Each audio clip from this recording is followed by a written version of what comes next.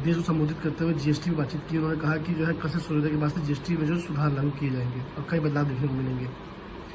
देखिए, मुझे मोदी जी का राष्ट्र के नाम संबोधन सुनकर बड़ा अजीब लगा। इसलिए अजीब लगा क्योंकि आज रात 12 बजे से और कल के सूर्योदय से नया जीएसटी लागू हो जाएगा। इसका अनाउंसमेंट पहले ही कर चुकी है फाइनेंस मिनिस्ट्री और गवर्नमेंट ऑफ इंडिया।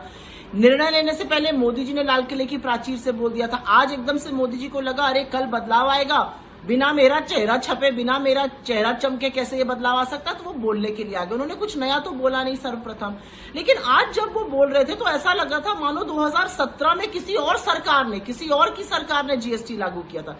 जीएसटी आप ही ने लागू किया था और गलत सनद जीएसटी लागू किया था, इसीलिए उसको हम लगातार गब्बर सिंह टैक्स कहते हुए आए हैं। 2017 से लेकर आज तक आपने जबरदस्त वसूली करी लोगों से। मुझे तो लग रहा था आज मोदी जी आएंगे और हाथ जोड़कर माफी मांगेंगे कि मैंने 8 साल गब्बर सिंह टैक्स लगाकर आपकी जो कमर तोड़ी, पहले तो मुझे उसके लिए माफ कीजिए। असलियत यह है 2017-18 में 11 लाख करोड़ जीएसटी इकट्ठा हुआ था, 2024-25 में वो 22 लाख करोड़ हो गया। 64% जीएसटी जो देश के सबसे कम आमदनी वाले लोग हैं वो दे रहे थे। तो मुझे लगता है इन सब बातों पर चर्चा होनी चाहिए। मेरा अपना मानना है कि मोदी जी ने जब कहा कि त्योहारों में इस बार मिठास आएगी, तो 8 साल से लोगों को महंगाई की मार और जीएसटी के गब्बर सिंह टैक्स से दबाकर उनके मुंह में कड़वाहट क्यों घोल रहे थे। एक बहुत बड़ा जो इशू है जो स्टेट्स ने उठाया उनका कॉम्पनसेशन का, वो अभी तक उस पर कोई निर्णय नहीं हुआ और स्टेट्स लगातार ये सवाल पूछ रही है, भाजपा शासित स्टेट्स भी ये पूछ रही हैं। असली बात ये है कि मोदी जी अगर आज चाहे तो महंगाई खत्म कर सकते हैं पेट्रोल डीजल के दाम घटाकर, लेकिन वो ऐसा नहीं कर रहे हैं।